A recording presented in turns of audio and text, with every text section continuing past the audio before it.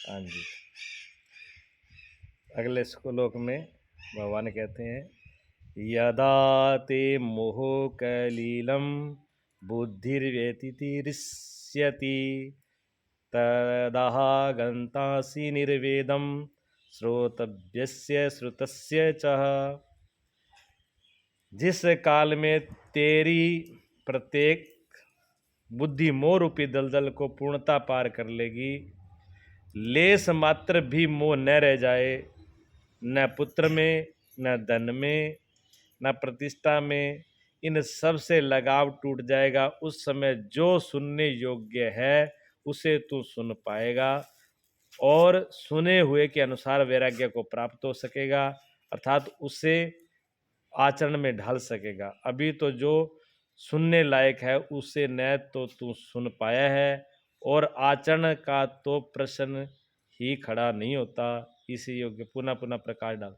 भगवान कह रहे हैं, जिस टाइम में जो परम तत्व के रास्ते पर चलता है, परमात्मा के रास्ते पर चलता है, उसकी बुद्धि जो है मोह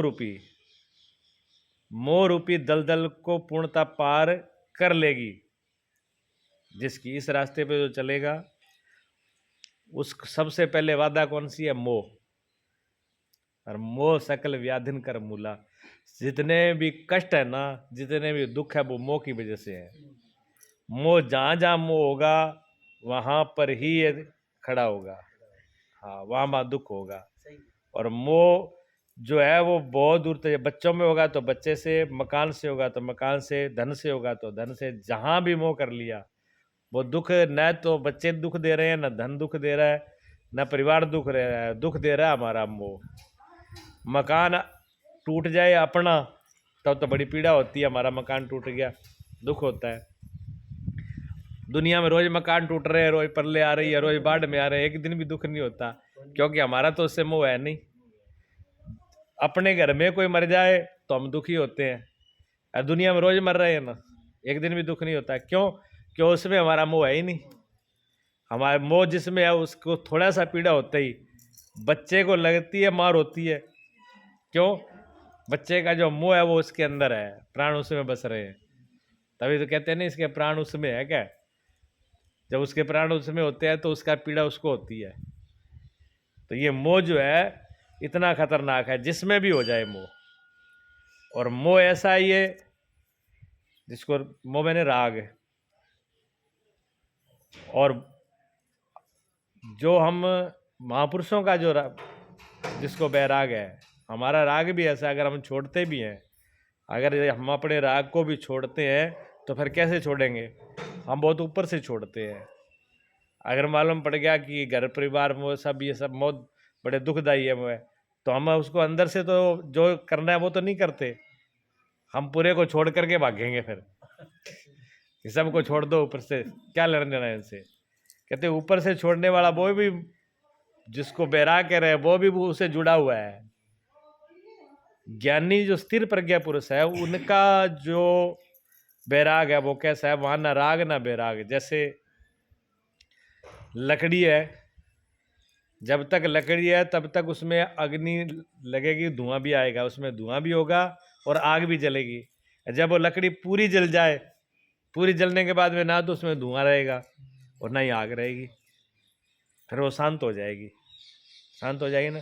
ऐसे ही जो शांत हो गया, जिसमें ना राग ना बैराग है, संसार है जैसा का तैसा, उसको कोई अड़चन नहीं है संसार से, वो मस्त है। ज्ञानी पुरुष है, संसार है तो भी मस्त है, संसार नहीं मस्त। उनके पास कोई बैठ गया तो भी मस्त है, कोई आ गया नहीं आया तो भी मस्त है। उनकी मस्ती में कोई फर्क नहीं है। वो ना तो राग करते, ना बैराग करते, ना द्वेष करते। जिसको वीतराग कहते हैं भगवान, उसको वीतराग कहते हैं। तो मोह जो हमारी, ना राग और द्वेष जहाँ दोनों खो गए, ना आकर्षण है ना विकर्षण है, मतलब किसी के प्रति कोई आकर्षण नहीं, कितने भी हो वो मिलना ही चाहिए, वो आना ही चाहिए, धन होना ही चाहिए। अगर आगे बढ़िया गाड़ी आ गई तो बाबा जी बढ़िया गाड़ी में बैठ के जा रहे हैं, और गाड़ी नहीं है तो बाबा जी बैठ के रो नहीं रहे, गाड़ी है ही नहीं हमारे पास है। नहीं है तो आफत कटी, आराम से अपने सो रहे हैं। तभी तो कहते हैं गुरु जी के ज्ञानी पुरुष ऐसा है कि गधे में बिठा दो तो भी खुशी होके चला जाए, और हाथी बिठा दो तो भी खुश है? पूरे वस्त्रों से सजा दो, राजा मुकुट मुकुट लगा के पूरा राजा राजकुमार बना दो तभी वाह वाह है। और गधे बिल्कुल कपड़े उतार करके बिल्कुल दिगंबर बन जाए बिना वस्त्रों के, देखे बिना वस्त्रों के साथ, वो भी मस्त है। दोनों में फर्क नहीं है। तरुण सागर जी टीवी में देखते हो आप, कपड़े तो पहनते नहीं, अब तो शरीर छूट गया उनको, जैन धर्म के हैं। तो वो देख, वो कहते हैं हमारा, वो कहते हैं कि हमसे लोग पूछते हैं कि आप क्या क्या एड्रेस है, तो कहते हैं एड्रेस कहते हैं पते को, क्या एड्रेस क्या, जिसकी ड्रेस ही नहीं है वो एड्रेस क्या क्या उसका एड्रेस क्या होगा जिसने ड्रेस ही नहीं है? हाँ, तो ना ड्रेस है ना एड्रेस है, दोनों ही नहीं है। तो तब भी पूरी दुनिया में देख लो, नाम में पूजे जाते, सम्राट की तरह रहते। वो शरीर छोड़ के गए तो उनको एक मिनट भी ऐसा नहीं हुआ कि मैं तो नंगा पैदा हुआ नंगा ही मर रहा हूँ। शरीर छोड़ा तो ऐसे हुआ कि मैं एक महाराजा सम्राट की तरह पूरी दुनिया एक राजा भी, ऐसे राजा भी जाएगा तो उसको भी दुख होगा, उनको वो भी दुख नहीं था। इतने पर से ऐसे ज्ञानी पुरुष है तो भी प्रसन्न है, नहीं है तो भी प्रसन्न है। स्थिर प्रज्ञा हो जाना, मतलब राग वैराग दोनों को हट जाना। और जिसकी बुद्धि दलदल में फंसी हुई है अभी, कौन से मोह निशा में, मोह, और मोह इतना बड़ा है, जहाँ पर मेरा मेरा मेरा सब ये मेरा है ना, जहाँ मेरा होगा भी ये मेरा है, ये मेरा। कुछ लोग क्या करते हैं, घर का मोह छोड़ देते हैं, फिर कोई बाहर मोह डाल लेते हैं। अपने गांव से घर नहीं तो पूरा गांव ही मेरा है, पूरा देश ही मेरा है, फिर वो नहीं हुआ तो मेरा धर्म ही मेरा है। कोई लोग पुस्तकों से, कोई लोग संगीत से प्रेम करने लगते हैं, वो रात दिन उसी में लग जाते हैं। कुछ लोग क्या करते हैं, पुस्तक पढ़ने लगे, पुस्तक से ही लग गया, पुस्तक को कोई दूसरा हाथ नहीं लगाए, और पुस्तक को जो है उसी को अपना सब मान लेते हैं। तो राग अगर चाहे किसी से हो जाए, मोह किसी से भी हो, वो बंधन का कारण है।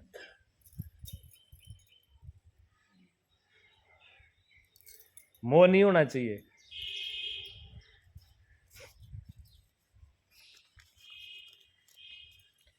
मोह जो है अच्छे रूप में भी बांधता है और बुरे रूप में भी बांधता है। अगर संसार की चीज छोड़ करके कोई आध्यात्मिक चीज भी पकड़ ली, अगर उसमें भी मोह हो गया तो वो भी बंधन का कारण है। हाँ, ये गीता का ज्ञान बहुत गहरा, बहुत ही मतलब ज्ञान है, बहुत ही निर्मल हृदय, बिल्कुल पवित्र और निर्मल हृदय वालों के लिए है। इतना कुछ कहने पर भी अर्जुन को, इतना समझाने पर भी अर्जुन को क्या बोल दिया उन्होंने, भगवान ने, कहते इन सब से लगाव टूट जाएगा तब तुम जिसे मैं बोल रहा हूं ना उसको सुनने के लायक होगा। अभी जो मैं बोल रहा हूं स्पष्ट लिखा है, उसे सुनने के योग्य तब तुम हो पाओगे, जो सुन पाओगे जो मैं बोल रहा हूं। भगवान कहते हैं जब तक तुम्हारा मोह रहेगा तब तक मैं क्या बोल रहा हूं ये सुनने के लायक भी नहीं हो, क्यों तुम सुन ही नहीं पाओगे मैं कितना ही बोलता रहूं। जब अर्जुन को ये बात बोल रही है, अर्जुन के सामने और भगवान के सामने ये बात है, तो और आम व्यक्ति की क्या औकात है, ये समझ लीजिए। क्योंकि हम जो मोह के अंदर आकर के, ममता के अंदर आकर के, राग द्वेष में आकर के सुनेंगे, तो वो जो सुनना है वो नहीं सुनेंगे। कौन सा सुनेंगे? जो हमारे अंदर भरा हुआ है, जो पहले से भर के बैठे हुए हैं, उसी को हम सुन लेंगे, उसी को मान लेंगे, हाँ इसमें ऐसे ही क्या है। शास्त्र का भी अर्थ हम वैसे करते हैं जैसा हमारी बुद्धि हो जाती है, वैसे ही कर लेते हैं। वो एक आदमी शराब ज़्यादा पी रहा था, पादरी था, ईसाई था, तो उसको समझाया कि तू शराब इतनी क्यों पीता है। उसने कहा मैं क्यों पीता हूँ, मैं तो जो बाइबल में लिखा है उसकी तब पी रहा हूँ, ये तो शराब पीना बुरा कहाँ लिखा है, बाइबल में लिखा है शराब पी तो मैं पीता हूँ। तो वो तो धर्म, ईसाई धर्म को मानने वाले थे, पढ़ने वाले थे। उन्होंने कहा मुझे तो पूरी ज़िंदगी हो गई बाइबल पढ़ते हुए, आज तक तो मैंने देखा नहीं भी बाइबल में लिखा है, ईसा मसीह ने लिखा भी शराब पियो, कोई धर्म कहता ही नहीं। तू क्या शराब पियो, तेरा तू कहाँ से लेके आ गया? उसने कहा ले आओ पुस्तक, हम अब दिखा दे तो पुस्तक में लिखा है। तो वो पुस्तक ले आया, उसने कहा पूरी ज़िंदगी होगी आज तक सब महापुरुषों ने मना किया शराब पीना, नशा करना बुरा है, ये कहता है कि पुस्तक में ही लिखा है। तो उन्होंने पुस्तक निकाला तो ऐसे पन्ना जो है पुस्तक निकाली उसने, देखो ये लास्ट वाली लाइन है। उस लास्ट वाली लाइन में लिखी थी कि तू शराब पी, पर यहाँ पर ये पेज भी खत्म हो गया और लाइन भी खत्म हो गई। तो उसने कहा ये देखो लिखा है ना तू शराब पी, इसलिए मैं पीता हूँ।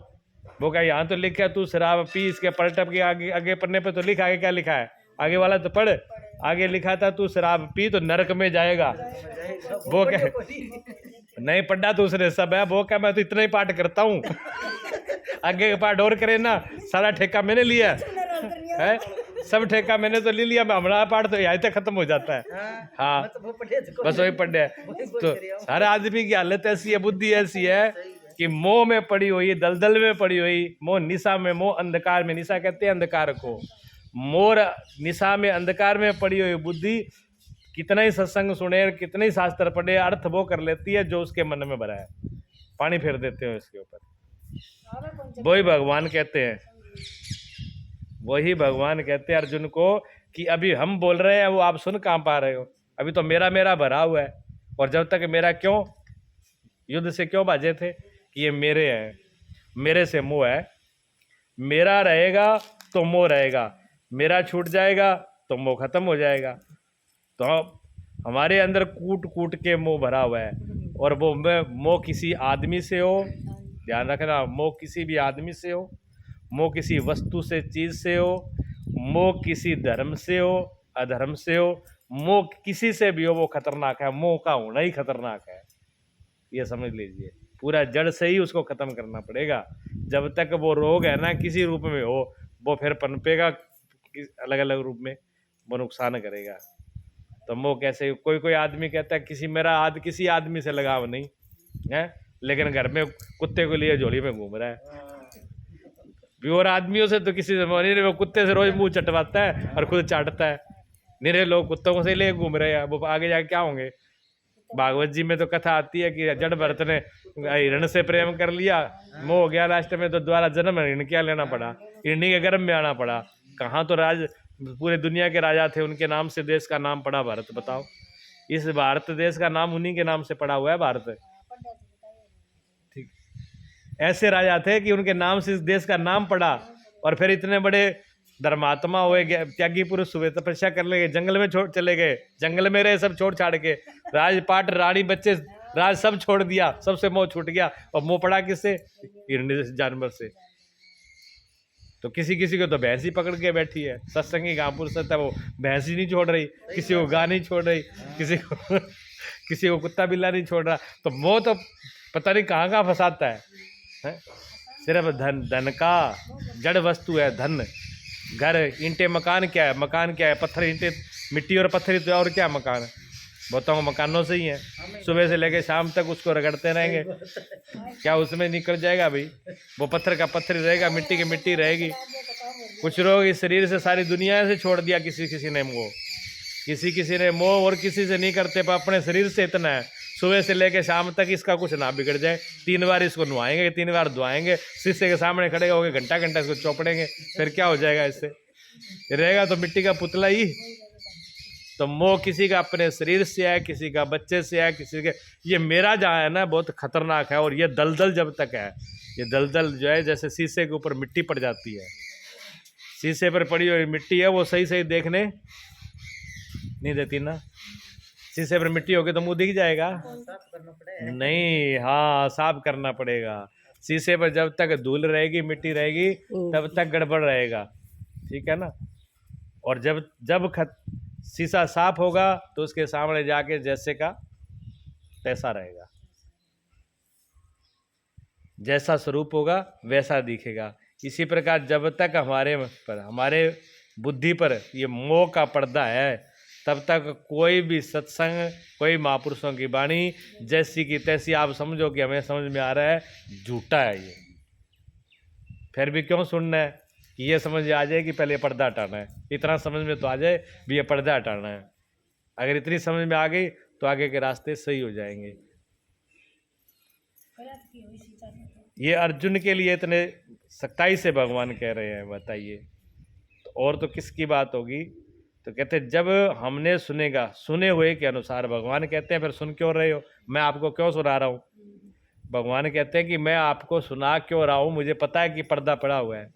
तो भगवान कहते हैं कि पर्दा जो पड़ा हुआ है, मैं जैसे बोल रहा हूँ उसके अनुसार, तब जब तुम्हारे अंदर बैराग पैदा होगा, जब जो चीज़ों को मैं छोड़ने के लिए बोल रहा हूँ, जब उसको तुम छोड़ दोगे, तो जैसा मैं कह रहा हूँ वैसा फिर समझ में आना शुरू हो जाएगा। और जब तक ये समझ में ही नहीं आएगा, जब तक बात समझ में नहीं आए, तो करना फिर कर लेगा, फिर करना तो दूर है।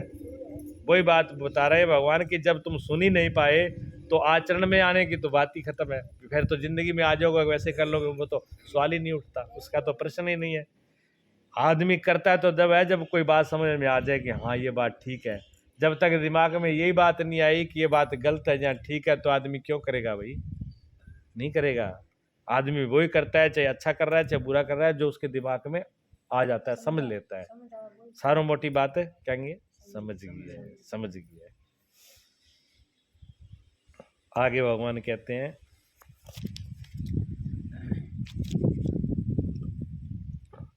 श्रुति विप्रतिपन्नः ते यदा स्थापियति निश्चला समाधावचला बुद्धिस्तदा योगवाप्यस्यसि। अनेक प्रकार के वेद वाक्यों को सुनकर विचलित तो ही तेरी बुद्धि जब परमात्म स्वरूप में समाधिस्थ होकर अचल स्थिर ठहर जाएगी, तो तुम समत्व योग को प्राप्त होगा, पूर्ण समस्थिति को प्राप्त करेगा, जिसे अनामय परम पद कहते हैं। यही योग की पराकाष्ठा है, यही अप्राप्य की प्राप्ति है। वेदों से तो शिक्षा मिलती है। अनेक प्रकार के वेद वाक्यों को सुनकर विचलित हुई तेरी बुद्धि, ये बहुत ही सबके लगभग सभी लोगों को हो जाता है। यहाँ तो पढ़ने वालों की बात कर रहे हैं, जो पढ़ते हैं तो जैसे गीता जी पढ़ी हैं, और भी बहुत शास्त्र हैं अलग अलग, कबीर साहब की वाणी है, नानक देव जी की वाणी है, जहाँ और महापुरुष हुए हैं, कबीर को बुद्ध महावीर, तो अनेक महापुरुष हो गए। अब जो महापुरुष हुए हैं, एक बात तो सही है कि भगवान की तरफ अनेक रास्ते जाते हैं, परमात्मा की तरफ अनेक रास्ते जाते हैं। कैसे? जैसे ये गांव है अपना, चकरादे वाला गांव है। इस गांव में किसी को आना हो तो इसमें आने की एक रात तो नहीं है। इस गांव के चारों तरफ रास्ते हैं, चारों तरफ रास्ते हैं, पूर्व में भी है, पश्चिम में भी है, उत्तर भी है, दक्षिण भी है। अब जो आदमी बजीतपुरे की तरफ है, इस साइड में है, तो वो आएगा तो वो तो इसी रास्ते से आएगा ना, चारों से तो नहीं आएगा, एक से ही आएगा ना। और जो इधर से आएगा तो वो मोडी वाले से आएगा, तो वो इसी रास्ते से आएगा, वो उनको इधर रास्तों से कोई मतलब नहीं है। ठीक है। अब कोई आदमी इधर से आए और इधर से आने वाले आदमी से पूछे कि जी मुझे जाना है गांव में चकरादे वाले में, तो जो मोडी पे आदमी खड़ा हुआ है और उधर से इधर आना चाहता है, तो वो आदमी ये राय बताएगा कि इधर वाला बताएगा? इधर वाला ही बताएगा ना। वो इधर वाले कहेगा ये रास्ता है, बहुत साफ सुथरा है, कोई गड्ढे नहीं है, कोई बीच में खतरा नहीं है, बहुत बढ़िया रास्ता है, आप इसी रास्ते से चले जाओ, तो वो तो बात सही करेगा। और इधर वाला वो भी बात अपनी, वो भी गलत नहीं बताएगा, वो भी सही बताएगा। इसलिए जितने भी महापुरुष हुए हैं, वो जिस जिस रास्ते से गए, उन्होंने उस रास्ते को कहा जी बहुत बढ़िया, अच्छा है, यही रास्ता परमात्मा तक जाता है। लेकिन एक महापुरुष की बात सुन ली और फिर दूसरे की सुनी, पहले तो बोडी वाले की सुनी और फिर बजीतपुर वाले की सुनी। बजीतपुर वाला कहेगा जी बीच में रास्ते में इतने मोड़ है, ये है, बीच में बाग आता है, वो इधर वाला कुछ और बताएगा, इधर वाला। अब आपकी बुद्धि में भ्रम हो जाएगा कि वो तो कुछ और कह रहा था, ये कुछ और कह रहा था, ये सही है कि वो सही है। चक्कर पड़ गया कि नहीं पड़ गया? पड़ गया ना।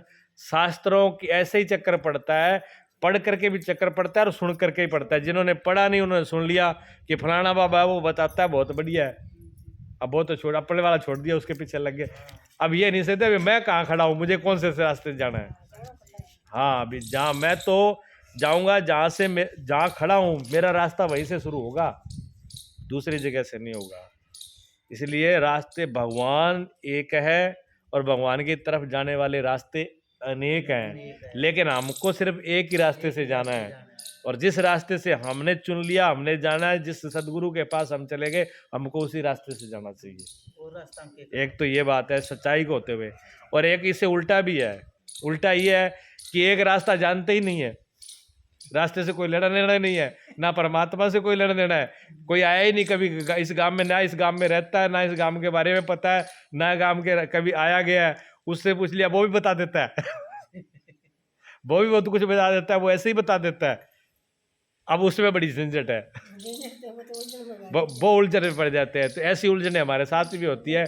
कोई कोई गुरु ऐसे मिल जाते हैं जिनको कुछ भी पता नहीं है, फिर भी रास्ते बता देते हैं, और आपने खुद ने, उन्होंने जाना नहीं, खुद ने अनुभव किया नहीं, रास्ते की क्या कठिनाइयाँ हैं वो भी पता नहीं है, और दूसरे को राह लगा दिया, वो और भुगतेगा।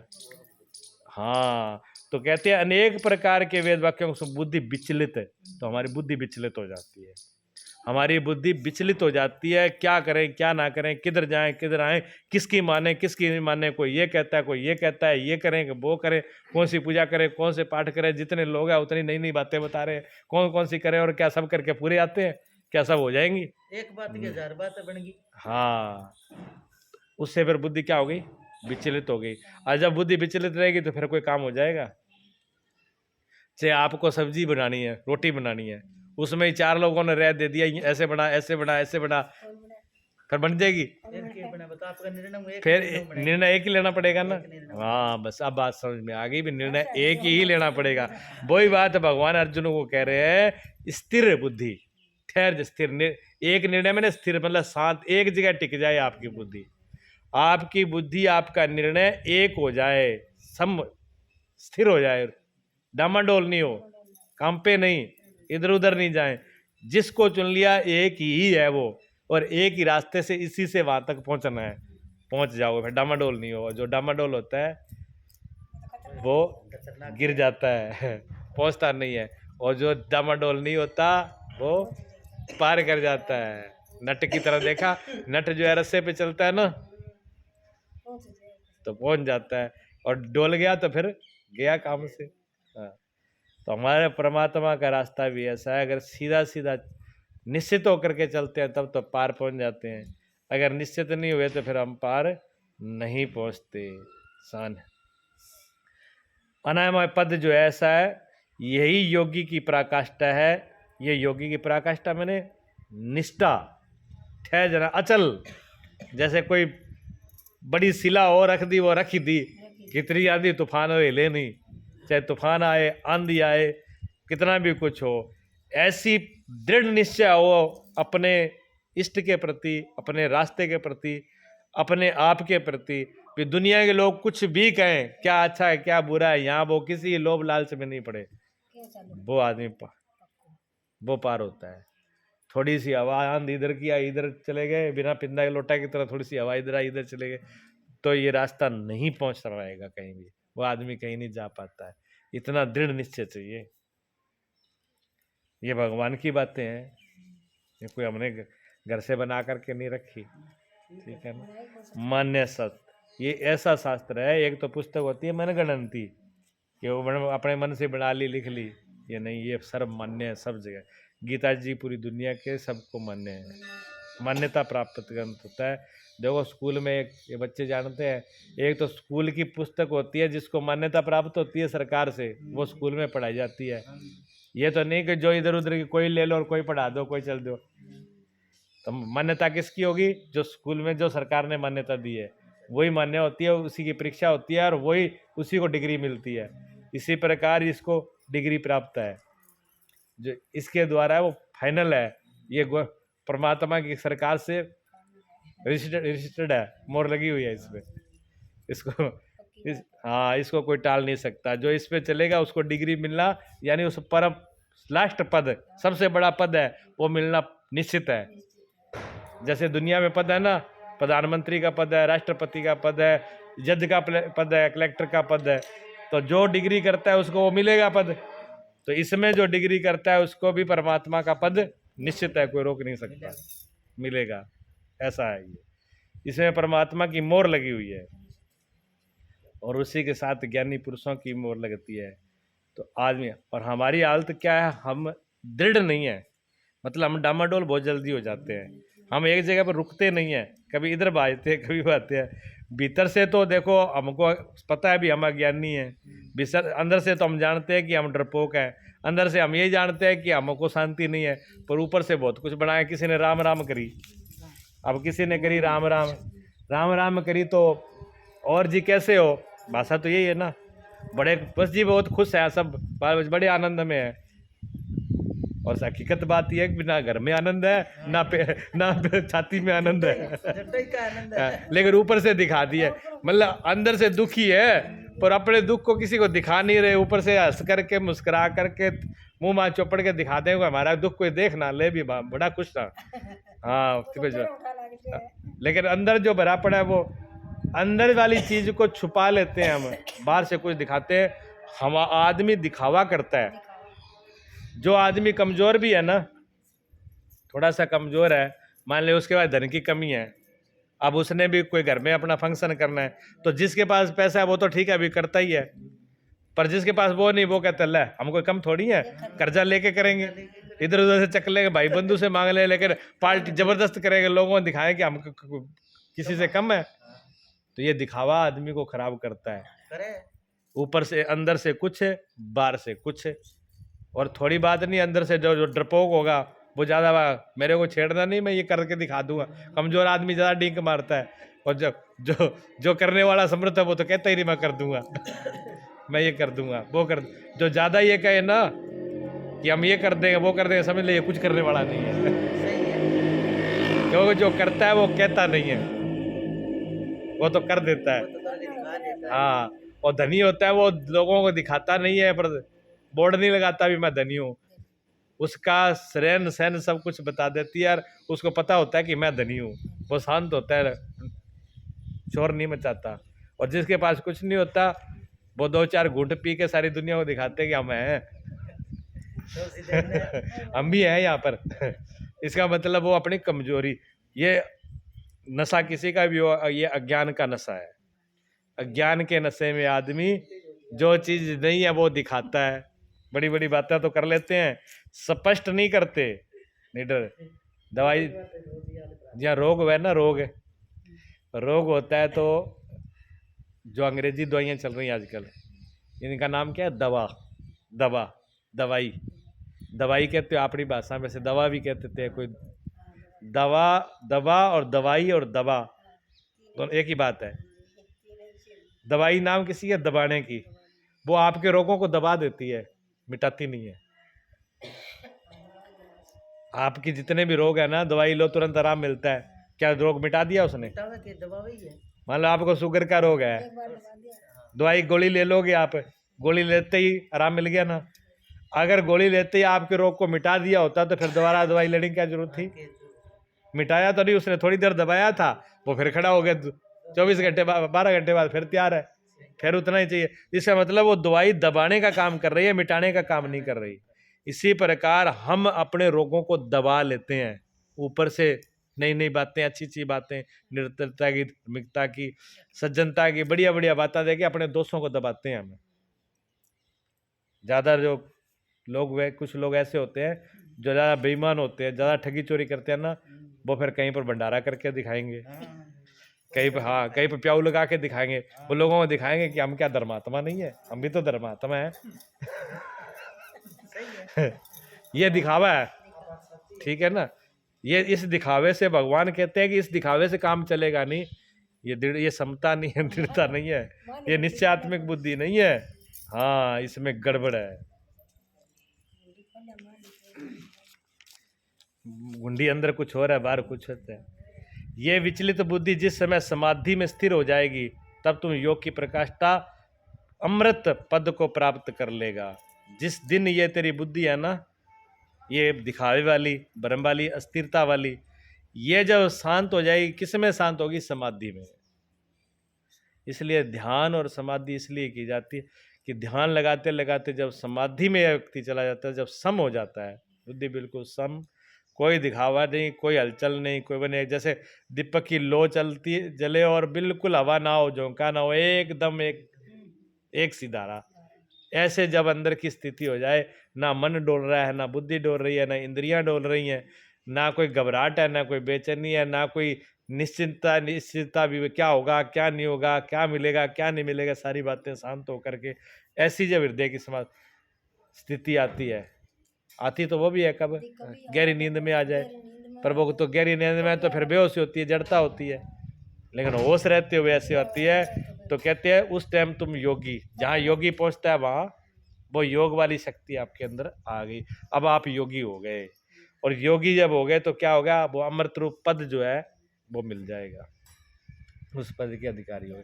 ये ओखा नहीं है, परमात्मा को पाना ओखा नहीं, परमात्मा की तरफ चलना औखा नहीं, भगवान आपसे दूर नहीं है, भगवान नाराज नहीं है, भगवान आपसे ये नहीं कि मिलना नहीं चाहते, कि उसमें कठिनाई, ये कोई कठिनाई नहीं है। कठिनाई एक ही बात में है कि हम अपने वाली बीमारी नहीं छोड़ना चाहते, जड़ नहीं छोड़ना चाहते। वो तो तैयार ही है भी मोह छोड़ने के लिए हम तैयार नहीं है, सारी समस्या सबसे बड़ी है। हाँ जी, बस थोड़ा बोला करो, जरूरत हो उतनी बोला करो, ज्यादा नहीं।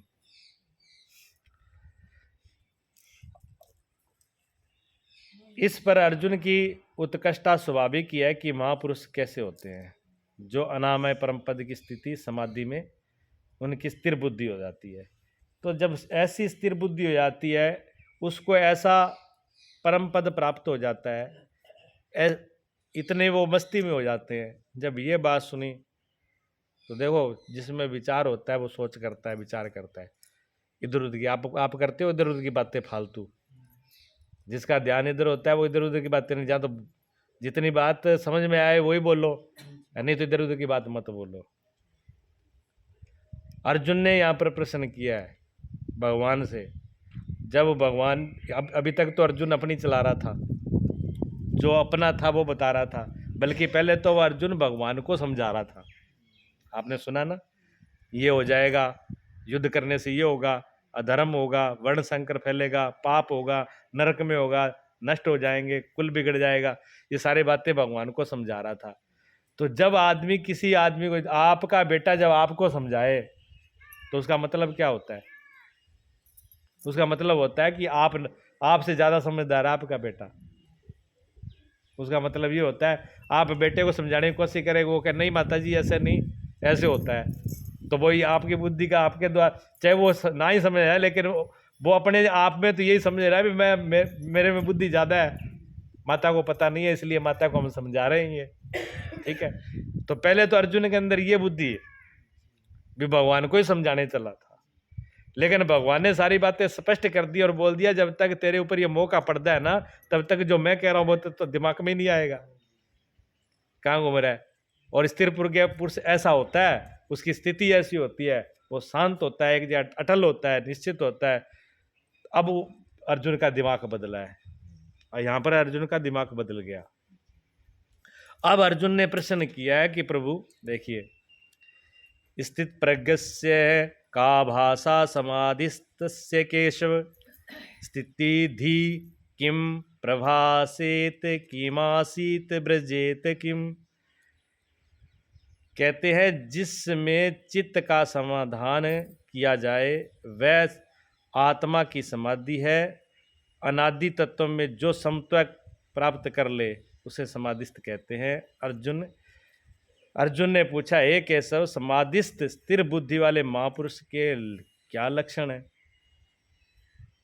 भगवान अर्जुन ने कहा, प्रभु आप ऐसे बताते हो कि जो जिसकी बुद्धि स्थिर हो जाती है वो योगी होता है और वो परम अमृत तत्व को पाया होता है, तो हम कैसे जाने, हमको कैसे पता लगेगा अब ये योगी है, ये महापुरुष है, ये स्थिर प्रज्ञा है, ये सम है, ये हमको कैसे पता लगेगा।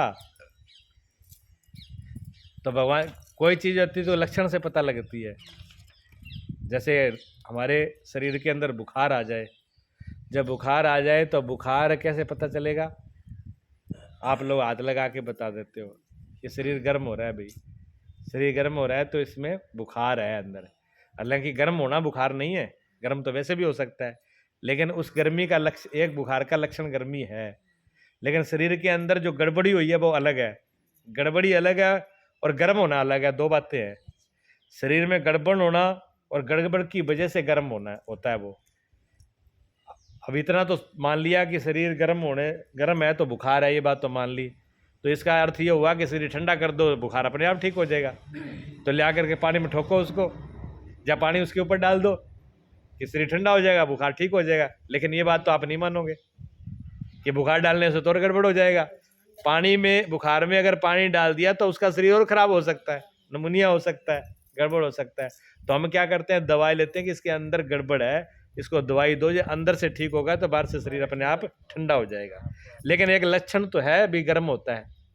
अच्छा, थर्मामीटर लगाता है डॉक्टर, तो उस थर्मामीटर में क्या आता है बताइए आप? थर्मामीटर क्या चीज बताता है पूजा? थर्मामीटर क्या बताता है? तापमान बताता है। तापमान का मतलब क्या होता है? गर्मी। ठीक, एक ही बात है ना। आपकी बात सामने वो पढ़ी है, उसने दिमाग लगा लिया ना। हाँ, भी समझ में आ गया भी थर्मामीटर सिर्फ गर्मी को ही बताता है, तापमान में नहीं, गर्मी। इसमें कितनी गर्मी है, कितने पॉइंट है। तो जब शरीर में बड़ी होती है तो वही चीज़ थर्मामीटर बताता है, वही आपका हाथ बता रहा है। दोनों की बात ये कि आपके हाथ में लिखा नहीं है, आप हाथ लगाते हो तो ये लिखा नहीं आता भी इतने पॉइंट गर्मी है, और थर्मामीटर में पारा होता है, वो पारा बता देता है गर्मी में इतना ऊंचा चला गया, इतने पॉइंट बुखार है। ठीक है, उसे पता लग जाता है। लेकिन थर्मामीटर भी गर्मी बता रहा है, आपका हाथ भी गर्मी बता रहा है, वो बुखार का लक्षण है। अब अर्जुन ये पूछ रहा है भी ज्ञानी पुरुष है, जो महापुरुष है, जो समाधि को प्राप्त हो गया है, जो योगी है, उसके क्या लक्षण है, कैसे पहचाने? समस्या बड़ी छोटी मोटी नहीं है ये, कैसे मालूम पड़े? फिर इतना ही नहीं है, वो बोलता कैसे है देखिए आप। समाधिस्थ बुद्धि पुरुष है, उसके लक्षण के स्थिर प्रज्ञा पुरुष कैसे तो बोलता है, वो बोलता कैसे है, उसके बोलने का ढंग कैसा है। फिर कहा कि वो कैसे बैठता है, वो बैठता कैसे है। ठीक है, वह कैसे चलता है और वो चलता कैसे है। 4 प्रश्न अर्जुन ने किए इस भगवान के, 4 प्रश्न ये भगवान से पूछे हैं। अब भगवान के हृदय में भी थोड़ी ठंड आई, कुछ तसल्ली हुई भी, वो थोड़ा लेन पर अब आए है, अब ये थोड़ा थोड़ा लेन पे आया है। अब इसको ये जो बात पूछनी चाहिए वो अब पूछी है, विज्ञानी कैसा होता है, अब इसके बारे में पूछना शुरू किया। अभी तक तो ये कहीं घूम रहा था, अब लौट करके आ गया, अब भगवान की तरफ थोड़ा झुके हैं वो, और उस बात को समझने लगे हैं। तो एक बार सीधे सीधे कोई नहीं होता, जब महापुरुषों के पास जाते हैं, गुरुओं के पास जाते हैं, हम लोग भी जब किसी महापुरुष के पास जाएं, गुरु के पास जाएं, तो हमको ये पता नहीं होता कि हम किस लिए जा रहे हैं। हम इसलिए जाते हैं भी, लोग कहते हैं भी गुरु बनाना चाहिए, एक तो ये बात होगी। दूसरी बात ये है कि चलो महापुरुषों के पास जाएंगे, अच्छी बात मिलेगी, 2 बात।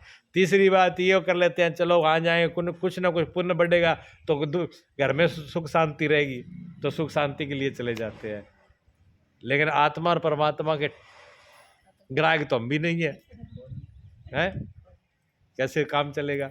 तो अर्जुन भी आत्मा परमात्मा गायक नहीं था, लेकिन भगवान ने धीरे धीरे बताया कि सौदा बहुत, तुम तो छोटी छोटी चीजें खरीद रहे हो, मेरे पास माल बहुत बढ़िया है। जैसे आपके पास कपड़े वाला आ जाता है ना, तो आप कहते हैं कपड़ा लेना है, तो वो कहेंगे बहन जी मेरे पास बहुत बढ़िया कपड़ा है, बड़ा, पर उसकी कीमत बहुत बढ़िया है। तब आपके मन में भी हो जाता है कि बोले कीमत कितनी हो, कपड़ा तो बढ़िया, दिखा तो सही, और जे पसंद आ गया, हाँ पहले कीमत बताता है फिर दिखाता है, हैं? तो भगवान भी बता रहे हैं, भगवान ने भी कीमत बताई पहला, परमात्मा ने भी अर्जुन को पहले कीमत बताई ना। जैसे कपड़ा वाला आपको बताता है कीमत कि बहन जी ये कपड़ा दिखाएं आपको, वह तो बहुत कीमती लेकिन बहुत ही अच्छी क्वालिटी का है, तो आपके मन में तो लोभ आ गया ना भी, अब दिखा तो सही, पैसे की तो बाद में बात करेंगे। ले भगवान ने अर्जुन को क्या किया कि ये मोह आसक्ति राग ये दलदल है, ये कीमत चुकानी पड़ेगी, इसको छोड़ना पड़ेगा, कीमत है। परमात्मा की कीमत क्या है कि जो दलदल में फंसे हैं, वो दलदल जो कूड़ा कबाड़ है उसको छोड़ना पड़ेगा। तो भगवान कहते हैं फिर तैयार है परम पद। अब अर्जुन को ठीक है, मैं कूड़ा कबाड़ तो छोड़ने के लिए तैयार हूँ, पर वो है कैसे? जिनको मिला है वो तो दिखाए हुए, किसी के पास है कि नहीं, और है तो वो कैसे लगता है वो तो पता चले हमको, है? अब वो लो अंदर से जागा है। तो 3 बातें, 4 प्रश्न पूछ लिए उन्होंने, कैसे लक्षण है महापुरुष के, कैसे बैठते हैं, कैसे उठते हैं, कैसे वो चलते हैं। आप बताओ, आप कोई अगर यहाँ आ जाए, मान लो हम और आप यहाँ सभी लोग बैठे हैं, यहाँ कोई ज्ञानी पुरुष आ जाए परमात्मा को प्राप्त किया ऐसा कोई आ जाए तो कैसे पहचानेंगे हम उनको? कपड़े अगर कहो कि कपड़ों से पहचाने तो लाल कपड़े वाले भी बहुत मिल जाते हैं। वो आते हैं ना कान बेलिया मांगने के लिए रोज ही आते हैं लाल कपड़ों वाले। तो अगर कपड़ों से ही अगर महापुरुष जाने जाते तो वो जो कपड़े पैर रखे हुए लाल वाले उनको मान लेना चाहिए। सफ़ेद हो तो सफ़ेद वाले भी बहुत मिल जाते हैं, काले वाले मिल जाएंगे। और बिना कपड़े का महापुरुष हो तो बिना कपड़े के तो जीव जंतु सारे ही हैं, बिना वस्त्रों के तो जीव जंतु सारे ही घूम रहे हैं। फिर जो कपड़ा ना पहनता अगर वो भगवान हो जाए तो फिर तो बड़ा सस्ता सौदा है, फिर तो सारे जीव पार हो जाएंगे, आदमी की तो जरूरत ही नहीं पड़ेगी। क्योंकि कपड़े सिर्फ एक आदमी पहनता है, आदमी के अलावा कोई कपड़े पहनता है बताओ? किसी घर में कोई बंदर कुत्ता पार रखे आदमी भले पहना दे किसी को, अपने आप तो पहनेंगे नहीं। तो किसी ऊपर से देख करके नहीं पहचाने जाएंगे भगवान, उसकी पहचानने के लिए भी अंदर से जागृति चाहिए तभी पहचाने। लेकिन भगवान तो देंगे, उत्तर तो भगवान देंगे इसका। और भगवान का ऐसा है कि आगे भगवान यहाँ बोलते हैं, श्री भगवान वाच, पहले अर्जुन ने पूछा है, प्रजाहति यदा कामान सर्वान् पारथ मनोगतान् आत्मन्येवात्मना तुष्टास्त्रिप्रज्ञस्य तदोच्यते। हे पार्थ, जब मनुष्य मन में स्थित पूर्ण कामनाओं को त्याग देता है तब वह आत्मा से आत्मा में ही संतुष्ट हुआ स्थिर बुद्धि वाला कहा जाता है। कामनाओं के त्याग पर ही आत्मा का दिग्दर्शन होता है। ऐसा आत्म राम आत्म तृप्त महापुरुष स्थिर प्रज्ञा कहलाया जाता है। पहला एक लक्षण भगवान ने बताया ऐसे, कहा कि जो सारी कामनाएं जिसकी मिट गई हों, जिसने सारी कामनाओं को त्याग दिया है और अपनी आत्मा में ही आत्मा से पूर्ण रूप से संतुष्ट है। अब आत्मा में ही संतुष्ट होना, सारी कामनाओं को त्याग देना, बाहर से उसका निर्णय करना बड़ा ही मुश्किल है। क्योंकि कोई आदमी बूढ़ा ऊपर से ढोंग भी करते हैं लेकिन अंदर से बड़ी चाह होती है, कोई चीज़ नहीं छोड़ते पर ऊपर से हम ये नहीं लेते, हम ये नहीं खाते, हम ये नहीं पीते, ऐसे भी करने वाले बहुत मिल जाएंगे। और कुछ जो है जो सचमुच में पुरुष हैं वो बिल्कुल भी नहीं दिखाएंगे भी हम ये छोड़ा है, ये पकड़ा है, वो अपने आप में शांत है। तो कैसे निर्णय किया जाएगा? जो जिसके अंदर घटित हुआ है वो तो उसको अनुभव कर ही रहा है, पर जो उनके पास बैठेगा, क्योंकि जो बनावटीपन होता है ना, दिखावटपन होता है, एक तो थोड़ी देर के लिए होता है। नकल जो है ना वो ज़्यादा देर नहीं चलती, नकल थोड़ी देर चलती है। थोड़ी देर तो पर्दा रहेगा नकल पे, वो धीरे धीरे असल हो जाती है। जैसे हम कोई झूठ बोल रहे किसी काम की, तो झूठ को बोल के उस बात को कितनी देर बना के रखेंगे, कभी न कभी तो सांच निकलेगा, इधर से उधर से पता लग ही जाएगा। अच्छा, जो नकल करते, नाटक में नकल करते हैं, चेहरा को सजा लेते हैं, बोले क्या वो सारी जिंदगी के लिए सजा लेंगे? वो थोड़ी दिन के रहना तो वही है जो असली है। तो जो शांत निश्चित प्रिय होगा, जो वास्तव में त्यागी होगा, वो हर हालत में ही त्यागी होगा। वो ये नहीं कि आज त्याग कर रहा है कल वो कर रहा है, और कब कैसी जरूरत पड़ जाए ये नहीं कि एक ही बात होगी। अंदर से तो शांत होंगे, स्थिर होंगे, लेकिन बाहर से उनको पहचानना बड़ा मुश्किल है, क्योंकि वो जैसा समय होगा वैसा ही चलेंगे। अब हम भगवान कृष्ण का ये प्रसंग गीता पढ़ रहे हैं। अब भगवान थे कैसे जाने? आज तो हम सब मान रहे हैं भी भगवान थे, लेकिन जिस टाइम में भगवान थे उस टाइम में बहुत से लोग कहते हैं ये तो ग्वाला है, ये गोपियों के साथ में नाचता है, ये जो लड़कियों के साथ नाच रहा है ये भगवान होगा। अब भगवान के कितने रूप थे देखिए आप, लड़कियों के साथ नाच रहे हैं, कहीं गीत गा रहे हैं, कहीं युद्ध लेकर के युद्ध के मैदान में खड़े हैं, कहीं फिर तो ऐसे हैं कि एक कथा उसमें आती है कि भगवान जो है गोपियां नहा रही थी तो उनके वस्त्र लेकर चले गए। वो भी परमात्मा, वो भी उनकी लीला थी, उनको कोई शिक्षा देनी थी। और एक जगह एक समय ऐसे आया कि द्रौपदी के वस्त्र उतारे जा रहे थे, तो भगवान ने इतना भी वस्त्र सरकने नहीं दिया है। वो भी कृष्ण है। अब एक जो द्रौपदी के पास में खड़ा हुआ है और एक जो वहां खड़ा है, वो तो दोनों में कितना भेद मानेगा। हाँ, और एक जगह पर भगवान गोपियों के साथ नाच रहे हैं, बांसुरी बजा रहे हैं, और कहाँ युद्ध के मैदान में कहते हैं ठोको इनको। बांसुरी की बात ही नहीं है, तीर कमानों की बात है। अब उन भगवान में अंतर है।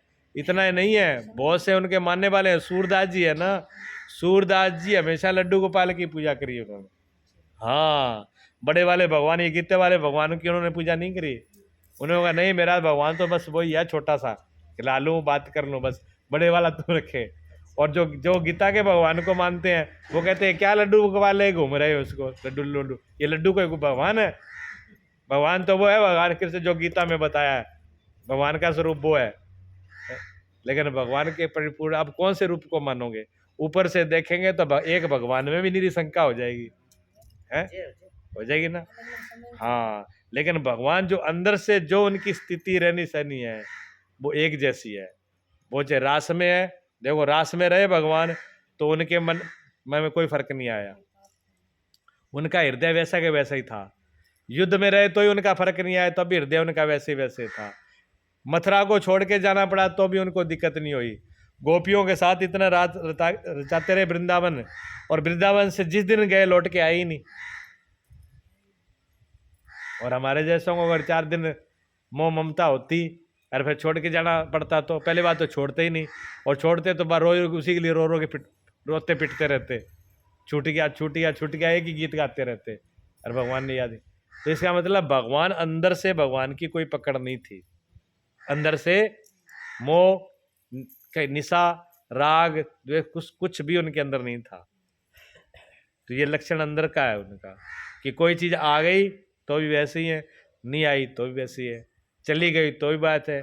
घर में कोई पैदा हो गया तो कोई दिक्कत नहीं है, तब भी अपने वैसे कोई खुशी नहीं है उनको। घर से कोई चला गया तो कोई दुख नहीं है। अंदर से वो एक जैसे बने हुए हैं। फिर जैसी स्थिति आ जाए उनके अनुसार चलते हैं। जैसे गौतम बुद्ध थे, गौतम बुद्ध पहले तो चलो राजकुमार थे, फिर सन्यासी ले ली। जब सन्यास में चले गए तो कहते हैं कि उनके पास एक आदमी आया तो उसने आके कहा, महाराज हम आपसे ये पूछना चाहते हैं कि परमात्मा है कि नहीं? तो गौतम बुद्ध ने कहा नहीं, परमात्मा नहीं है, परमात्मा नाम की कोई चीज़ नहीं है। जवाब दे दिया उसको, वो चला गया।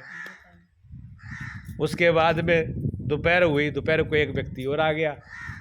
उसने कहा स्वामी जी हम तो बहुत दूर से आपके पास चल के आए हैं, आप ये बात इतना ही पूछने आए हैं कि परमात्मा है कि नहीं? तो गौतम बुद्ध ने कहा कि हाँ परमात्मा तो है। वो भी चला गया। शाम तक तीसरा आदमी और आ गया, एक ही दिन में। देखो कैसी घटना है, एक ही दिन में एक ही उत्तर। तीसरा आदमी आया और सवाल प्रश्न एक ही है। पहले का प्रश्न था परमात्मा है कि नहीं है, तो क्या उत्तर दिया? कौन? दूसरे में कहा परमात्मा है कि नहीं, उसको क्या उत्तर दिया? है। अब तीसरा आया, तीसरे को क्या बोला? परमात्मा है भी और नहीं भी, दोनों ही बातें हैं। अबे तो तीनों चला गया। नन्ना भट्टा जी का चेला बैठे थे, पास में जो उनके शिष्य बैठे थे, आनंद जैसे एक शब्द है, तो उन्होंने कहा कि स्वामी जी आज गुरुजी के दिमाग में फर्क है, भांग तो नहीं खा दी कोई? हो सकता है गुरुजी ने भांग खा ली हो। वेरी वेरी बातें करते हैं, सुबह कुछ बोल रहे, दोपहर को कुछ, शाम तक कुछ, रात को पता नहीं क्या और बोलेंगे ये। अभी दिन में ही 3 भाषा बदल दी तो रात तक तो पता नहीं क्या क्या बोलेंगे। अब कौन सी बात को माना जाए? अब सब चेलों के अंदर वो खड़बड़ी मच गई, भैया क्या हुआ? अब शाम को आप मन में होइए, तो सबने कहा कि पूछ ले गुरुजी से, भी आप क्या बोल रहे हो, हमारी समझ में तो आई नहीं। अब शाम फिर इकट्ठे हुए, रात को फिर बैठे कि गुरुजी हम तो बड़े झंझट में पड़ गए, बोलो क्या बात? ये एक ही प्रश्न उत्तर 3। तो गौतम बुद्ध ने कहा पहले ये बताओ वो उत्तर हमने तुमको दिया भी? मैंने आपको तो उत्तर दिया ही नहीं है। जो आए थे वो लेके चले गए, तुमको क्या तकलीफ हो रही है? हाँ थे बेटे ऊपर से मोर भी थाने के तकलीफ है क्या? तकलीफ तो हमारी ये है कि एक ही प्रश्न उत्तर 3, तकलीफ इस बात की हो रही है। तो गौतम बुद्ध ने कहा जो पहला आदमी आया था ना, जिसको मैंने कहा परमात्मा नहीं है, वो आदमी विश्वास का पक्का था कि परमात्मा है। इतना तो उस आदमी को विश्वास पक्का था, पर वो उसको प्राप्त करने के लिए कोई उपाय नहीं कर रहा था। वो तो मेरे से ये मोहर लगवाने के लिए आया था।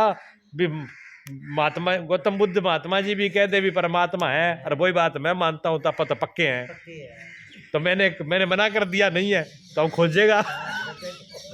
अब तू खोजना है कि नहीं है, इतने में लेके बैठा है। ये उसकी जरूरत थी, मैंने उसको उत्तर दे दिया। और दूसरा कहते दूसरा वाला जिसको मैंने कहा है वो नास्तिक था, वो उसने पक्का समझ रखा था कि परमात्मा है ही नहीं, और गौतम बुद्ध कह दे भी परमात्मा नहीं है तो फिर हम तो पक्के है ही हैं। तो वो भी मेरे से मोहर लगाने के लिए आया था, तो मैंने उसको कहा कि परमात्मा है, तो वो भी खोजेगा। खोज ना, तो जो मना कर रहा था उसने खोजा था, ना जिसने हाँ कर रहा, एक विश्वास कर रहा था एक नहीं कर रहा था, खोज दोनों ही नहीं रहे थे। तो ये दोनों ही अटके हुए थे, इसलिए मैंने इनको दोनों को राह डाल दिया। तो क्या फिर तीसरी क्या बीमारी थी? तीसरे को एक है करना कि तीसरा ऐसा था, वो 2-4 कदम तो चल लेता है फिर रुक जाता है, 2-4 कदम रुक जाता है फिर रुक जाता है। वो चलता भी है और पीछे भी आता है, चलता भी है पीछे भी आता है। तो मैंने उसको कहा है भी ना भी, अगर तू पीछे जाएगा तो नहीं, आगे जाएगा तो है। देखा आपने, एक ही प्रश्न के 3 उत्तर बन गए। ऐसे जो ऐसा ज्ञानी पुरुष होता है, ज्ञानी पुरुष सिक्के सिखाए उत्तर नहीं देता। ज्ञानी पुरुष यह जरूरी नहीं है कि आपने जो सोचा है वो उत्तर देगा। ज्ञानी पुरुष वो उत्तर देगा जो आपको जरूरत है। इसलिए ज्ञानी पुरुष को ऊपर से पहचानना मुश्किल हो जाएगा। ये अंदर की स्थिति, भाव की स्थिति है। तो भगवान ने पहला लक्षण उनका बताया कि उनके अंदर आत्मा से संतुष्ट होगा। वो संसार की किसी वस्तु से संतुष्ट नहीं होगा, संसार की किसी भी चीज़ से वो संतुष्ट नहीं होगा, अपने आत्मा से ही संतुष्ट होगा। दुनिया की कोई चीज़ उसको प्रसन्न नहीं कर सकती, कोई चीज़ उसको संतुष्ट नहीं कर सकती, कोई चीज़ उसकी संतुष्टि को छीन नहीं सकती। और हमारा क्या है, हमारे पास कोई बढ़िया चीज़ आई और वो हमसे चली गई, टूट गई, फूट गई, गुम हो गई, जहाँ कोई ले गया, तो हम तो छाती पीट के रोने लग जाएंगे। लेकिन ज्ञानी पुरुष की छाती पे कोई असर नहीं है। हाँ, भगवान कृष्ण युद्ध के अंदर देख लो, कितने में युद्ध, कोई मरा कोई जिया, पर भगवान के मुस्कुराहट में कोई फर्क नहीं है। हाँ, वैसे ही हंसते। और राम जी की तरह रोना भी पड़ जाता, चलो भगवान कृष्ण तो नहीं हंसे, और जय राम जी की तरह रोना पड़ जाता। राम जी जब रो रहे थे, सीता जी मैया चली गई, तो सीता मैया जब चली गई तो राम जी ने रोने का नाटक किया।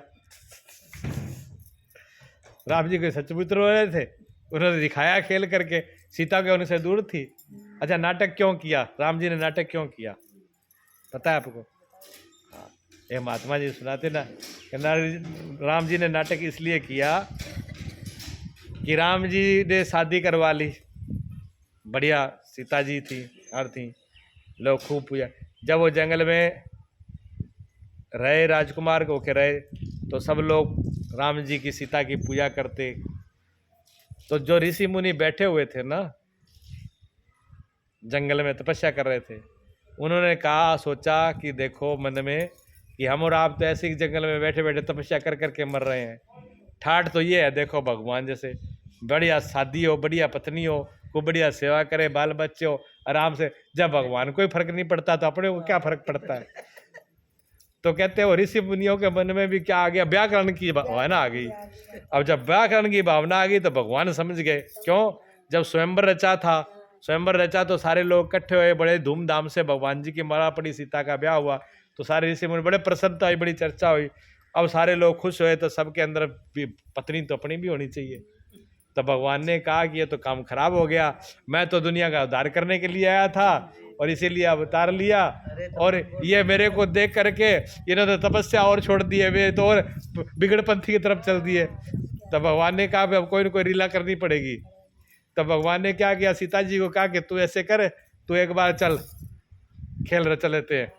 तू कई दिन दूसरी जगह पे रहे, खुद सीता को तो अग्निदेव को समर्पित कर दिया और उनकी छाया को वो नाटक ही तो किया था। तो कहते हैं भगवान ने फिर बताया लेकिन कोई तो थोड़ा रोता, फिर भगवान रोए जोर जोर से। और कहाँ रोए? जंगल में जाके, जहाँ ऋषि मुनि बैठे थे, जहाँ ऋषि मुनि थे वहीं जाके रोए, वहीं रोए। और किसको कहे? पेड़ों से पूछे, लताओं से, लताओं मैंने बेलों से, लताओं से, वृक्षों से, पेड़ों से, पक्षियों से पूछे, ये सीते, मेरी सीता को देखा था? मेरी सीता बुरी छाती पीट पीट के रोए। महात्मा ने कहा ये, महात्मा ने कहा ये कौन? कहा ये वही राम जी है जिनका ब्याह हुआ था। तो करेंगे। अब वो कहे कि भला हुआ ब्याह नहीं कराया। नहीं, ये जब इतने बड़े भगवान होकर के, राजकुमार होकर के, जब इनकी ये हालत है, इनकी भी कोई ले गया तो अपने तो कोई पल्ले में कुछ नहीं था। ना कोई ताकत, ना कोई राज, ना कोई ठाट बाट, लड़ने की भी हिम्मत नहीं है, तो हमको भी रोना पड़ता। हे भगवान, ये जोड़े हाथ, पेठा छुट्टा, सारा पाप की सबने माला उठा ली, राम राम शुरू कर दिया। हाँ, सबने माला फेरनी शुरू कर दी। तो भगवान लीला दिखाते हैं, देख लो यार, रोना होता है, इसलिए इस चक्कर में मत पड़ो। अब भगवान को कैसे पहचानो? भी भगवान अंदर से तो सम है, लेकिन बाहर से बड़ी लीला कर देते हैं। लेकिन हम लोग तो उलझ जाएंगे ना, हमारी तो इतना समर्थ ही नहीं है, हम तो 1 मिनट में उलझ जाएंगे माया में। ये माया का खेल ऐसा है, मोह ममता का। हाँ, तब भगवान की जो, तब भगवान कह रहे हैं कि जो अंदर से स्थिर है, जो आत्मा में मस्त है, बाहर से कोई फर्क नहीं पड़ रहा, ये लक्षण है ज्ञानी पुरुष का, योगी का। अगर आप घर में रहते हुए घाटे नफे में, अच्छे बुरे में, सब में अगर आप मस्त हो गए तो आप योगी हो गए, ये बता रहे हैं। लेकिन अंदर से, ऊपर से नहीं, कि ऊपर से दिखावा कर लिया, अंदर से आग लगी और ऊपर से चौपड़ चापड़ के दांत काट के दिखा दे तो काम नहीं चलेगा। बहुत ज़्यादा देर काम करेगा नहीं। हाँ, अंदर वाले को ही फेंकना पड़ेगा।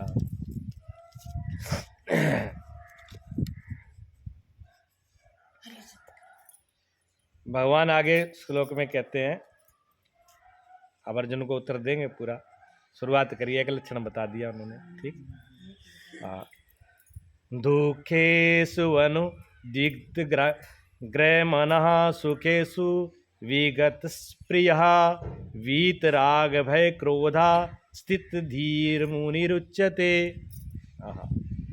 देहिक, देविक तथा भौतिक दुखों में जिनका मन उद्विग्न नहीं होता। बहुत बड़ी बात कही है भगवान ने। दूसरी बात बताई भगवान ने। भगवान क्या कह रहे हैं? देहिक, देविक और भौतिक, शरीर के हो, चाहे कोई आपदा हो, चाहे कोई देव शक्ति के द्वारा आई हो, चाहे तो कोई मानसिक, मन के ऊपर कोई, कई बार शरीर का रोग नहीं होता, कोई मन से हो जाता है, कोई प्रारब्ध बस कष्ट आ जाता है, ठीक है, कोई देव रहता है, कोई प्रकृति से, जैसे मान लो ना तो शरीर में तकलीफ है, ना परिवार में तकलीफ है, मन भी ठीक है, शरीर भी ठीक है, लेकिन मौसम में गड़बड़ हो गया और भूकंप आ गया, जहाँ गड़े आ गए, ओलावृष्टि हो गई, फसल नष्ट हो गई, कोई नुकसान हो गया, तो वो भी तो पीड़ा है ना, उसका भी तो दुख है। फसल खराब हो जाएगा तो दुखी नहीं होगा। हालांकि शरीर सही है, सब कुछ सही है, घर परिवार ठीक है, लेकिन ज़्यादा वर्षा आके पानी, फसल खराब हो गई तो भी छाती पीट रहे हैं। फसल भी ठीक है, हम भी ठीक है, कोई देव आपत्ति ऐसी आ गई कि ऊपर से तो कुछ नहीं दिख रहा, अंदर से ही दुखी हो रहे हैं, और सब कुछ ठीक है, शरीर में गड़बड़ हो गई तब भी छाती पीट रहे हैं। तो भगवान कहते हैं कि 3 प्रकार के दुख हैं ये, देहिक, देविक, भौतिक, तापा, राम राज्य किसने नहीं व्यापा। कहते हैं 3 दुख है। भगवान कहते हैं देख, किसी प्रकार के दुख से मन में उद्विग्नता ना हो, मन के अंदर दुखी ना हो, कोई कैसा भी हो जाए तब भी मन जिसका दुखी ना हो, सुख की प्राप्ति में जिसकी स्प्रिया दूर हो गई हो। अब एक बात तो कह दी भी, जिसका मन कुछ भी हो जाए फिर दुखी ना हो। अब ये कैसे होगा भी दुखी ना हो? बगैर सिर में, उस दिन वो कह रहे थे कि सिर में गोड्डा दुख है तो फिर तो दुख हो वही को, शरीर को, मन का होगा। वही भगवान कहते हैं कि भले ही शरीर में कितना भी कष्ट हो, फिर भी मन में कष्ट ना हो। शरीर में तो दुख हो ही बात ठीक है, शरीर में तो कष्ट आया है, लेकिन मन दुख होने का क्या कारण है? शरीर का तो पता है भी, शरीर तो अब ऐसा है, ये जब ये बच्चा था तो बच्चे होने का शरीर को दुख था? नहीं था। जवान हो गया तो जवान होने का दुख नहीं था। शरीर बड़ा होगा, शरीर वृद्ध होगा, शरीर में हरी बीमारी आएंगी, तो शरीर के जो है धर्म वो तो होने ही होने। जिसको ये ज्ञान हो गया तो वो उससे फिर दुखी थोड़ी होगा। लेकिन जिसको ये ज्ञान नहीं है वो होगा, क्योंकि हम क्या चाह रहे हैं? दूसरी बात भगवान ने साथ में कह दी भी, ये दुख कैसे नहीं होगा, दुख से छूटेंगे कैसे? इतनी बात तो कह दी भी दुख नहीं होना चाहिए, पर ये तो कितना काम सौखा तो नहीं है, किससे छूटेगा? इसका मेन बीमारी क्या है? तो भगवान कहते हैं जिसकी सुप्रिया, सुखों की प्राप्ति में जिसकी सुप्रिया दूर हो गई, जिसकी सुख की पकड़ हो गई। अगर दुख को छोड़ना चाहते हो, अगर दुख से बचना चाहते हो, अगर दुख नहीं आए, तो पहला पॉइंट क्या करना है? सुख की इच्छा छोड़ दे, सुख की ही लात मार दे। जिसने सुख को लात मार दिया, सुख को एक तरफ कर दिया, वो दुख से छूट सकता है। और जिसने ये चाह करी, भगवान कहते हैं जिसने ये चाह की कि मुझे सुख मिल जाए, तो समझो दुख तो आना ही आना है, पक्का है फिर। क्योंकि जो दुख है ना, देखो दुख को कोई निमंत्रण नहीं देता। दुख ने मतलब कार्ड लिख के देते हो? कोई दुख को कार्ड नहीं देता, कोई दुख को बुलाता नहीं है, कोई निमंत्रण नहीं देता, कोई दुख को चाहता नहीं है, फिर भी बिना बुलाए का मेहमान जबरदस्ती आता है। एक पल में ही आ जाए, सही कौन बुलाए? अरे सुख के लिए कितना निमंत्रण देते हैं। सुख के लिए मंदिर में जाएंगे तो हे भगवान सुखी रखना, हमारे घर सुख को सुख संपत्ति भेजना, गुरु के पास गए सुख संपत्ति देना, धन दौलत कमाते हैं सुख के लिए, रात दिन मेहनत करते हैं सुख के लिए, घोड़ा गाड़ी खरीदते हैं सुख के लिए, मकान खरीदते हैं सुख के लिए, रिश्ते परिवार सुख के लिए, पति पत्ना सुख के लिए, सारा स्यापा सुख के लिए। लेकिन फिर भी आता कौन है? सुख तो नहीं आता, वो आ जाता है पीछे से, कोई बात नहीं है। अच्छा ऐसा होता क्यों है फिर? ऐसा क्यों हो जाता है? हम तो सारे सुख चाह रहे हैं, खूब सुख का आनंद लेना चाहते हैं, बुलाते हैं सुख को है, पर ये दुख कहाँ से आ जाता है? और दिखता भी नहीं। मजे की बात है, जब आता है तो आने के बाद तो पता लगता है, लेकिन जब आता है तब नहीं दिखता। अच्छा सुख आता है तो मालूम तो पड़ता है। जैसे हमने कहा कि हम गाड़ी बगैर दुखी हैं, तो अब हमने गाड़ी खरीद ली, तो हमको मालूम पड़ा भैया गाड़ी आ गई, अब सुख आएगा। सुख का साधन तो पता लगा, लेकिन दुख का साधन पता ही नहीं चला, वो बिना गाड़ी के ही आ गया। उसको गाड़ी घोड़े की जरूरत ही नहीं पड़ी, वो ऐसे ही आ गया। हाँ, जिसकी शादी नहीं हुई वो ये सोचता है शादी बगैर दुखी है। अभी शादी सुख तो शादी के बाद ही है। अब शादी की हो रिश्ता हो गया तो मन में लड्डू फूटने लगे कि अब तो ब्याह होगा तो सुख आएगा। अब ब्याह आने के बाद में सुख तो नहीं आया, वो फिर ढोल के साथ और ही बजने लगे नगाड़े। चिमटो पहला बज जाए, ढोल बाद में, चिमटा पहले है। अब ये तो निमंत्रण तो दिया नहीं था। भगवान कहते हैं ये छापा कहाँ से आ गया? इसलिए भगवान ने तो वो जड़ पकड़ी है। हम लोगों का इतना दिमाग काम नहीं करता जितना परमात्मा। देखो उन्होंने जड़ बताई हमको कि हमारे को पता ही नहीं लगता कि दुख कैसे अंदर बढ़ जाता है। हम तो घर में दुख रखना ही नहीं चाहते, लाते तो दुख सुख है। सुख के लिए बहू लेके आए, सुख के लिए गाड़ी लेके आए, सुख के लिए फ्रिज कूलर मशीन कपड़े धोने की सब कुछ लेके आए, लेकिन उनके साथ वो सुख तो आया नहीं, दुख चला आया। संपत्ति के साथ विपत्ति आ गई बिना बुलाए। तो भगवान कहते हैं कि गलती आपने यही तो करी कि जो आपने सुख बुलाया था वो सुख है नहीं, वो दुख ही तो है, छापा है वो। जैसे मछली पकड़ते हैं ना, जो आदमी मछली पकड़ता है तो वो क्या लगाता है? आटा। आटा किस पे लगाता है? कांटे पर। उसमें से कुंडी होती है, उस कुंडी होती है, उसको कांटा बोलते हैं। उस कुंडी के ऊपर वो क्या लगा देता है? आटा लगा देता है। आटा लगा करके वो अंदर डालता है मछली के लिए। अब ये बताओ वो मछली को आटा खवाना चाहता है कि मछली को पकड़ना चाहता है? क्या मनसा है उसकी? पकड़ने वाले की मनसा क्या है? वो तो मछली को पकड़ना चाहता है, काबू तो मछली को करना है। लेकिन दिखा क्या रहा है? मैं आपको आटा खिला रहा हूँ। मैं आपको आटा खिला रहा हूँ। मछली किसके बहाने से आई? कांटे। वह तो आटे से आएगी ना। मछली सोचती है बेचारे ने बहुत कितना शरीफ आदमी है, कितना बढ़िया आदमी है, कितना भला आदमी है कि मेरी भूख का फिक्र किया है कि मैं भूखी हूँ। समुद्र के अंदर पानी तो मेरे पास बहुत है पर खाने के लिए प्रबंध नहीं है, तो कितना अच्छा आदमी है, मेरे लिए भोजन लेके आया है। अब भोजन देख के बाजी आती है, पर उसको पता नहीं है भोजन नहीं लेके आया, ये तेरे लिए आफत लेके आया है, इसमें आप फंसोगे। ये सुख है ना, ये सिर्फ आटे की तरह ही है। जैसे ही मछली उस आटे में मुंह डालती है, आटा तो पता नहीं चलता, वो कांटा फंस जाता है कंठ में। यहाँ कांटा फंसते ही वो बस पकड़ के बाहर आ जाती है? मुंह में फंसता है वो सीधा। ऐसे पकड़ते हैं मछली वाले, ठीक है। इसी प्रकार हमारे साथ यही होता है, हमको बार बार के बड़े सुख दिखाई जाते हैं कि ये ले आओ, ये सुख, बड़ा ही सुख में आनंद ही आनंद है। लेकिन एक बार तो मुंह डाल लो, हाथ डाला तो हाथ फंस गया, मुंह डाला तो मुंह फंस गया।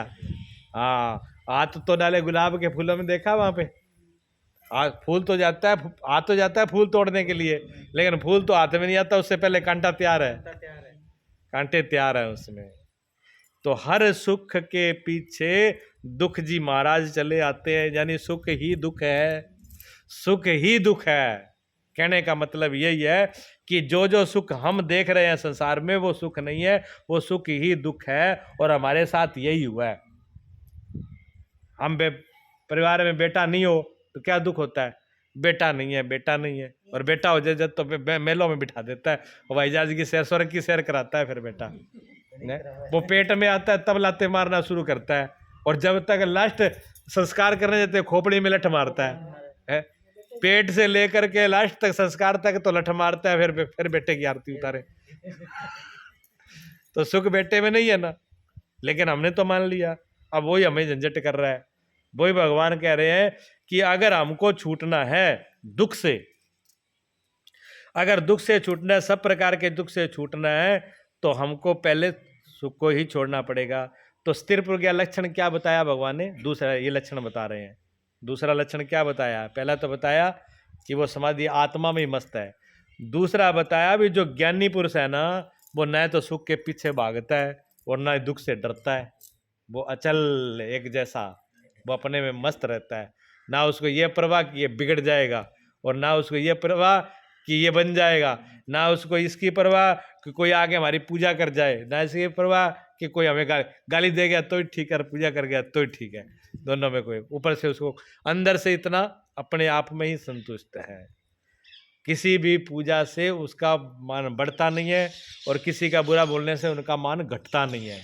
कहते हैं जैसे सोना होता है ना, तो सोने को चाहे आप किसी में डाल दो, सोना जलता नहीं है, जो उसमें खोट होती है वही जलता है, सोना नहीं जलता। ऐसे लक्षण भगवान बता रहे हैं कि उसके अंदर सब दुख और सुख का उस पर मान नहीं होता। और जितने भी सुख हैं वो ऊपर से दिखते तो कैसे हैं? फूलों जैसे। सुख कैसे लगते हैं अपने को? फूलों जैसे, फूलों की सहज लगती है, सारी फूलों की सहज ही बिछाते हैं। अब वो फूलों की सहज कब बदल जाती है कांटों में, ये तो हमें पता ही नहीं लगता। हाँ, छिपा है ना उसमें, सुख के अंदर दुख का कांटा छिपा हुआ है।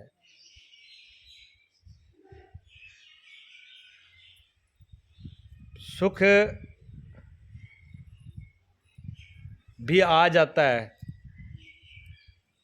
तो ये मत सोचना कि हम लोग ये मान लेते हैं भी सुख जो है, सुख में भी खुशी होती है, आनंद मिलता है, सुख मिलता है।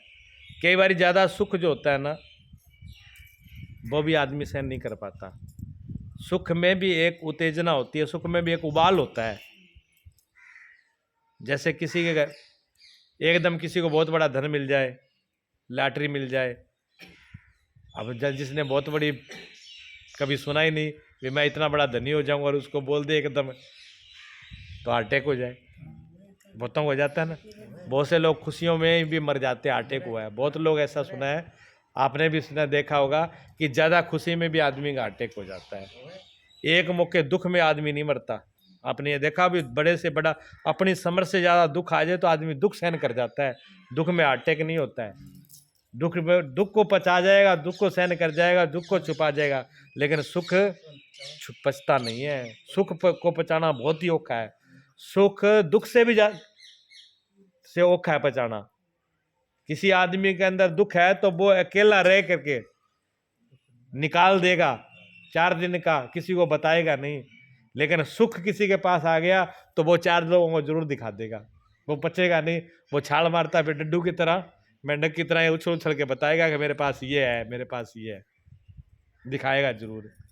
इसलिए किसी के पास कहते हैं धन पद में आ जाए तो उसको मद आ जाता है, अहंकार आ जाता है, वो समाता नहीं है, फाड़ने लगता है। और कई बार तो सीधा किसी को बोल दिया कि एकदम आपको बहुत बड़ा धन आपको मिले, खाते में आ गया, तो कहते हैं इतने में पार हो जाता है। हाँ, तो जिसको हम सुख कहते हैं वो हमारे लिए सुख भी सुख नहीं है, वो भी दुख है, पर ऊपर से देखने में लगता है। दूसरी आगे फिर क्या कहते हैं, भगवान कहते हैं आगे, राग भय और क्रोध जिनका नष्ट हो गया हो, ना जिसमें राग रहा हो ना भय रहा हो। अच्छा, भय कब रहता है? जहाँ राग होता है, राग से ही भय होता है, राग नहीं रहे तो भय किसी चीज का रहेगा ही नहीं। जज जज लगाव होता है, जहां जहां लगाव होगा, जहां जहां आसक्ति होगी, तो उससे क्या होगा, जैसे मान लो हमको भय किस चीज का है, हमको भय ये है कि हमको सर्प ना खा जाए, जानवर ना खा जाए, कोई चीज़ हम पे हमला नहीं कर दे। अच्छा ये बताओ, सर्प के खाने का भय है कि कोई चीज़ हमला ना कर दे, उसका भय है कि हमारा शरीर हम नष्ट ना हो जाए, मर ना जाए, उसका भय है। भय तो हमारे मरने का है ना। किसको मरने का? शरीर का। भी शरीर के ऊपर कष्ट आएगा, किसी ने सर्प ने काट लिया या किसी ने हथियार चला दिया, तो शरीर मिटेगा तो शरीर है, लेकिन शरीर के साथ क्या हमारा मोह है। जब मोह शरीर के साथ है तो हमारे को भय होगा कि हमको कोई मार ना दे। अगर मोह ही नहीं होगा तो फिर क्या भय है? यहाँ बैठे हो आप, आपका घर पीछे है, आपको मन में ये भय आ गया कि घर में कोई चोर ना पड़ जाए। ये क्यों आएगा? घर से और माया से लगाव है, लगाव है ना, तभी तो ऐसे होगा कि कोई चुरा के ना ले जाए, तभी तो भय आएगा दूर बैठे ही, यानी तो फिर भय किस बात का है? फिर भय रहेगा ही नहीं पीछे। हाँ, तो भय से आता है। बात रही क्रोध की, आदमी को क्रोध क्यों आता है भाई? क्रोध भी अंदर की स्थिति है, क्रोध पे विजय प्राप्त करना इतना आसान नहीं है। जो स्त्री, यहाँ कहते हैं कि क्रोध जिनका नष्ट हो गया, ये तो लक्षण बता रहे हैं भगवान। उसकी बात रखना ज्ञानी पुरुष के। विज्ञानी में ना तो राग होता है ना भय होता है, ज्ञानी निर्भय होता है, डर नहीं होता ज्ञानी को। ज्ञानी को किसी का भी भय नहीं होता, चाहे कोई बने चाहे कोई बिगड़े, चाहे कोई आए चाहे कोई जाए, उसको कहते हैं किसी प्रकार का भी। यहाँ तक बताए गुरुजी कहते थे कि ज्ञानी की ऐसी स्थिति के पूरी प्रलय हो जाए, पूरी दुनिया में प्रलय हो जाए, तो भी ज्ञानी को घबराहट नहीं होती। वो इस प्रलय को देख के भी निश्चल शांत है।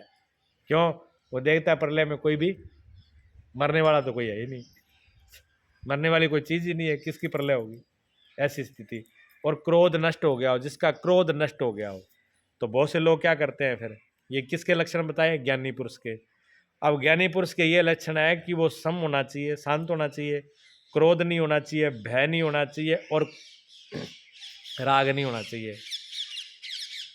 आगे बात समझे। अब हमें तो भाई योगी बनना है, अब हमको योगी बनना है तो हम क्या करेंगे?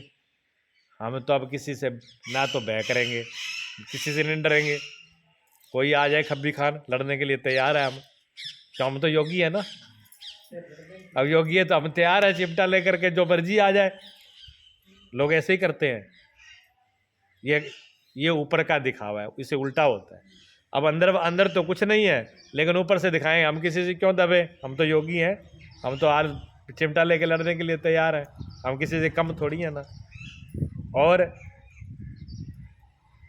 ऊपर से अपने आप को ऊपर से शांत बन करके दिखाएंगे कि मेरे में तो क्रोध बिल्कुल ही नहीं है, मैं भी सब पे विजय प्राप्त कर लिया हूँ, और अंदर से उस चीज को भर के रखा हुआ है। ऊपर से दिखावा करना, अंदर से बना करना, ये दम है। तो जब लक्षण ये बता दिए भगवान ने कि जिसके अंदर ये लक्षण होता है वो योगी, तो हमें तो संसार को दिखाना है भी हम महात्मा हैं, तो फिर हम क्या करेंगे? अंदर वाली तो बदला नहीं, अंदर से तो अपने को बदला नहीं, ऊपर से शुरू कर दिया दिखावा करना भी दिखावा से। और ये बहुत होता है दिखावा। एक साधु जंगल में थे, उनकी बड़ी चर्चा हो गई, साधक ही थे, साधु कहते हैं जो साधना करता है। तो साधे थे, उनकी बड़ी चर्चा हुई, क्योंकि लोगों को मान सम्मान मिले तो लोग कुछ भी करने के लिए तैयार हो जाते हैं कि ये बड़े बड़े शांत महात्मा, बड़े शांत महात्मा है, वो इतने बढ़िया साधु है, बिल्कुल कुछ भी कहो, कोई अच्छा कह जाए बुरा कह जाएगा, बोलते नहीं, जवाब ही नहीं देते। तो एक जने ने पहुंच गया, उसने कहा चलो हम भी जाके दर्शन करें आए। तो शाम के टाइम में पहुंचे तो बिल्कुल सब लचड़ा ठंडा करके लेट रहे थे। प्रणाम किया कि स्वामी जी चूल्हे में आग है क्या? उन्होंने कहा नहीं, आग तो नहीं है, अब इतने में आए, इतने लेट आए हो, थोड़े आए हो, आग नहीं है यहाँ पे। तो कहते देख लो, थोड़ी बहुत आग तो होगी। क्या बोल दिया नहीं थोड़ी बहुत नहीं है? बिल्कुल भी नहीं है। क्या नहीं, फिर भी देख लो, कुछ ना कुछ तो राग इधर कोई तो चिंगारी अंदर से निकलेगी थोड़ी बहुत भी। वो तीसरी चौथी बार कहा, तेरे को बार बार कहा ना चिंगारी निकलेगी, आगे निकली, आगे नहीं है, नहीं है। तो उठाया ना चिमटा, एक सिर के अंदर दूंगा। उसने कहा स्वामी जी आग तो चिंगारी क्या पूरी लपटी आ रही है। निकल गई। ऊपर से बारी जगह है ना, देखो श्रृंगार कर लो, रंग हो काला कुलुट्टा और वैसा, और ऊपर से श्रृंगार कर करा करके, और अब वो श्रृंगार कितनी देर रुकेगा? थोड़ी सी वर्षा आ गई, पसीना आ गया, या किसी ने थोड़ा सा हाथ मार दिया तो श्रृंगार जी तो हाथ में आ जाएंगे, जो अंदर है वही रह जाएगा। रहेगी तो असलियत ही ना, नकलियत नहीं रहेगी। तो ऊपर से हम जो कर लेते हैं वो पार नहीं पड़ेगी। पार किससे पड़ेगी? जो अंदर से है। ये भगवान अंदर की स्थिति बता रहे हैं, बनावट दम्भी की बात नहीं कर रहे। ऐसी जिसकी अंदर से स्थिति है, न राग है, न द्वेष है, क्रोध नष्ट है, मननशीलता की चरम सीमा पर पहुंचा हुआ मुनि स्थिर प्रज्ञा कहा जाता है। जिसका मनन कर करके स्थिर प्रज्ञा, जिसने अंदर से अपने मनन कर करके अपने मन ही मन में उस तत्व का मनन करते करते जिसका मन बिल्कुल रम गया, निरोध हो गया, समाधिस्थ हो गया, उसी एक के अंदर ही बाहर की सारी चीज़ें जिसकी छूट गई, ऐसा भगवान कहते हैं ज्ञानी पुरुष के लक्षण बता रहे हैं। आगे श्लोक में और बताएंगे। अगले में उन्होंने कहा, जो पुरुष सर्वत्र स्नेह से रहित हुआ, शुभ अथा अशुभ को प्राप्त होकर न तो प्रसन्न होता है और न ही द्वेष ही करता है, उसकी बुद्धि स्थिर है। भगवान कहते हैं जो पुरुष सर्वत्र स्नेह से रहित होकर के, सर्वत्र सब जगह कहीं भी उसका स्नेह नहीं है, कहीं भी उसका तार नहीं जुड़ा हुआ, सबसे तार हट गए, जिसके कहीं से भी कनेक्शन नहीं जुड़ा हुआ थोड़ा सा भी, जो उसको बांध ले, जो उसको खींच ले, जो उसको वापस बुला ले। हमारे कनेक्शन तो बहुत जुड़े रहते हैं, हम तो थोड़ी थोड़ी चीज़ पे बहाना खोजते हैं ना। वैसे तो शांत रहेंगे, लेकिन थोड़ी सी कोई बात आ गई तो क्रोध आ गया। कहते क्रोध, गुस्सा क्यों आता है? भाई पूजन बार बार पूछती है कि गुस्सा क्यों आता है। देख लो भगवान क्या कह रहे हैं, जिसको गुस्सा नहीं आता अंदर से बिल्कुल शांत है, वो योगी, वो साधु, वो इस रास्ते, मानो कि वो इस रास्ते पर है। और जो बार बार क्रोध आता है, तो उन्होंने कहा कि बार बार जो क्रोध आता है ना, कोई कहते हैं क्रोध आते हैं, तो कहते हैं जो क्रोध आता है, हम ज़्यादातर क्या कहते हैं कि दूसरे ने ऐसा किया तब क्रोध आया, दूसरे ने ये मेरे को ऐसा बोला तब क्रोध आया, दूसरे ने मेरा काम बिगाड़ दिया तब क्रोध आया, दूसरा काम उल्टा करता है तब हमें क्रोध आया। लेकिन भगवान ये कहते हैं ऐसा नहीं है। अगर आपके अंदर क्रोध नहीं है तो चाहे बार कितना ही उल्टा सीधा हो, आपको कोई फर्क नहीं पड़ेगा, क्रोध आएगा नहीं। कैसे?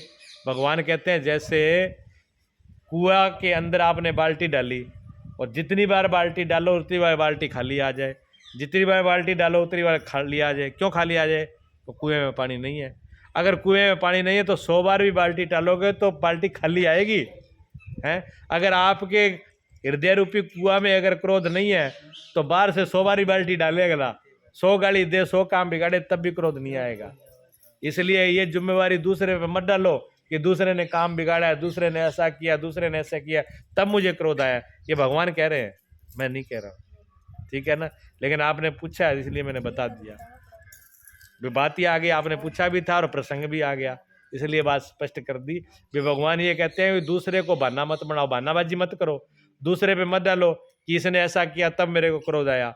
वो तो दूसरा तो सिर्फ खुंटी, जैसे हमने कोई चीज़ टांगनी है, जैसे ये थैला है, अब इसको हमें टांगना है तो हम कोई ना कोई देख लेंगे खुंटी कील, उस पर टांग देंगे इसको। अगर ये हमारे पास है ही नहीं तो फिर खुंटी की क्या ज़रूरत है? फिर टांगने वाली कोई चीज़ है ही नहीं। तो ये बाहर के जितने बहाने ये सिर्फ खूंटियाँ हैं, क्रोध हमारे अंदर भरा हुआ है। वो थोड़ा भरा हुआ है ना, वो थोड़ा सा माड़ जैसे खरोच करते हैं, माड़ा सा खरोच ऐसे खरोंच लगते ही एकदम प्रकट हो जाता है घाव। वो सही है। फणल फण चकता ही आता है। वो आए थे परमानंद जी स्वामी जी, तो वो बताते थे कि एक बार बिच्छू जा रहे थे तो ये सबसे लाइन लगा के जा रहे थे, बड़ा छोटा, उससे छोटा, उससे छोटा, उससे सब बड़े से बड़ा आ गया, फिर उससे छोटा, फिर उससे पूरे लाइन बना के ऐसे जा रहे थे। तो महात्मा जी खड़े होकर देखने लगे, क्या लाइन बना करके जा रहे हैं बिच्छू।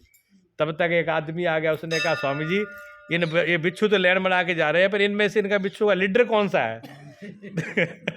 तो महात्मा जी कहने लगे कि उंगली लगा के देख ले लीडर कौन सा है। जिसको उंगली लगाएगा वो डंक मारेगा, क्या सारे लीडर बराबर ही है। जिसको आप उंगली लगा दोगे उसका भी डंक तैयार है, सब में करंट बराबर ही है। ये सारे लीडर हैं, ये कम कोई नहीं है। तो लीडर सारा ही है, थोड़ा सा छेड़ नहीं दे रहा है, फन तैयार ही है यहाँ है, लाल ही डाल रहा है। मैं गया हुआ था नोकेरा, सत्संग कर रहे थे, तो महात्मा कई महात्मा बैठे थे, तो मैं वैसे ही प्रसंग आ गया। मैंने कहा देखो अगर धर्म के इस रास्ते पे चलते तो आज ऐसे नहीं बैठे होते। देखो लाल कपड़े वाले सब लाल ही लाल हो गए होते। जो स्वामी जी बैठे थे मेरे पास, वो कहने लगे क्या स्वामी जी आप ये भी लाल होते हैं? ये यहीं धोले धोले दिख रहे हैं चौधरी, घर पे जाके ये सब लाल होते हैं। अगर पानी गर्म नहीं मिला नहीं तो लाल ही होते दिखेंगे क्या? ये यहीं चौधरी बैठे हैं धोले धोले बन के। तो वही हालत हमारी है कि लाल पीले मिनट में ही हो जाते हैं। हाँ, लेकिन ज्ञानी पुरुष का ऐसा नहीं है। भगवान कहते हैं ज्ञानी पुरुष है लाल पीला, ऐसे नहीं। अगर ऊपर से होता भी है तो वो सिर्फ नाटक करता है, ऊपर से अंदर से शांत होता है। इसलिए ज्ञानी पुरुष का किसी से बैर नहीं बनता। ज्ञानी पुरुष का किसी से राग और द्वेष बैर भाव नहीं बनता है। क्यों नहीं बनता? वो 1 मिनट में तो बोल देगा, अगर आपको जरूरत पड़ी तो ये नहीं ज्ञानी डांट नहीं लगाएगा, लगा देगा। ऊपर से मालूम पड़ेगा बहुत गुस्सा दिखा दिया, लेकिन थोड़ी देर बाद में वो वैसे ही होगा। क्यों? अंदर तो कुछ है ही नहीं, अंदर तो पानी जैसा ही है, पानी पर खींची हुई लकीर है, होना नहीं पड़ता है वो और लेडी है। वो तो दूसरे को दिखाने के लिए, दूसरे को डराने के लिए ऊपर से उसको होना पड़ता है।